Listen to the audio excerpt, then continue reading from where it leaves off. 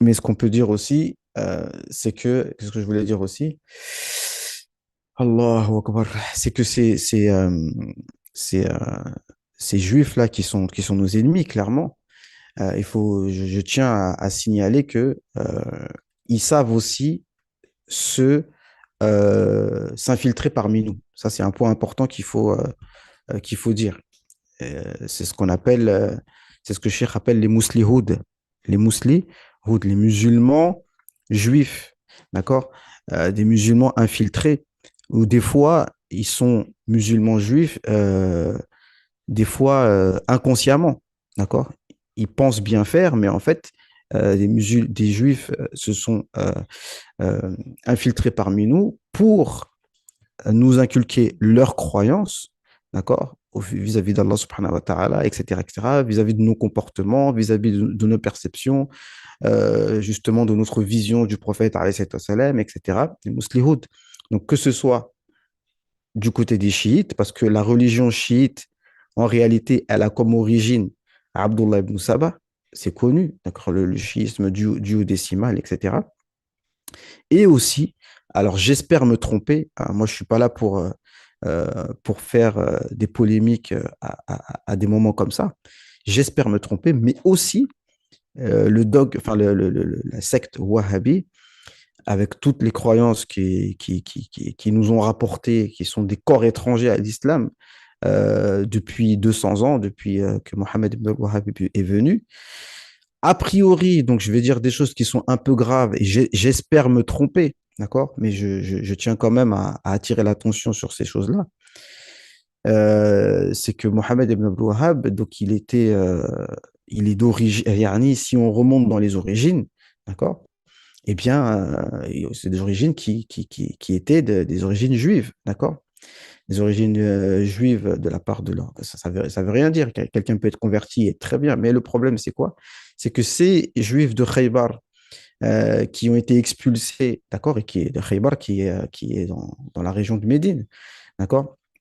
Beaucoup d'entre eux se sont convertis à l'islam, peut-être en apparence, et ont inculqué ces croyances-là. En tout cas, de fait, le dogme wahhabi qui nous fatigue, en fait, hein, depuis des longues années, d'accord, et qui est yani, injecté dans la Ummah, surtout depuis les années 50, yani, parallèlement euh, au niveau temporel avec euh, l'injection du foyer juif en Palestine, c'était en parallèle, d'accord?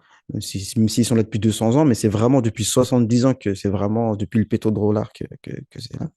Donc cette croyance-là, c'est une croyance clairement yani, judaïque.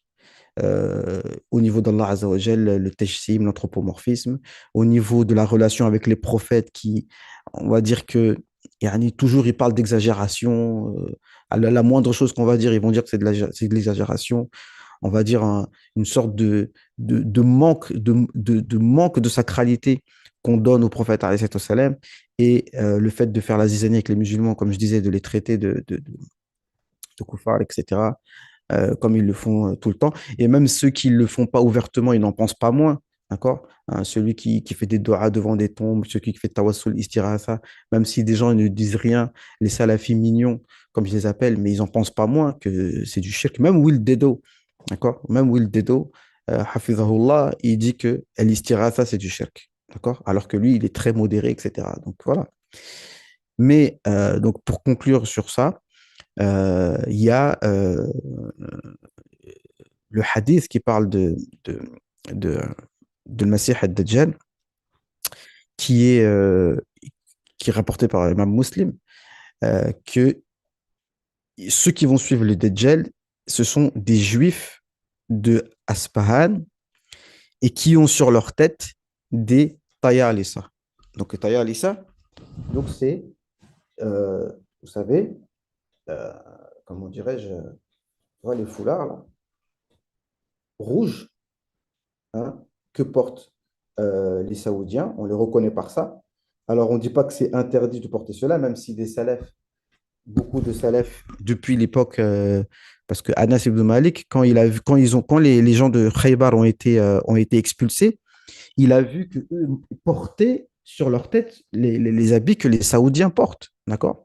Aujourd'hui, tout le monde, et même d'autres, même moi, ça m'est arrivé de porter ça, mais c'est pas interdit de le porter, d'accord?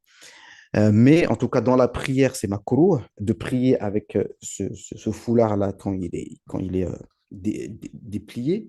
Donc, il faut le plier normalement. D'accord? Ça, c'est une chose. Mais Anas ibn Malik, quand il a vu les Juifs de Khaybar partir, il a dit, mais vraiment, ça se voit que eux, là, leur dégaine, eh bien, c'est la dégaine qui est exprimée dans le hadith du prophète, alayhi salam. Donc, encore une fois, le prophète, alayhi salam, nous donne certaines indications. Et c'est pour ça que le shir, ils appellent les muslihouds. Donc, que ce soit les chiites et que ce soit aussi les wahhabites. D'accord? On les reconnaît par ça. Donc, c'est des personnes, effectivement, qui sont affiliées à l'islam, mais qui ont il y a la marque judaïque dans leur croyance et dans leur comportement, etc.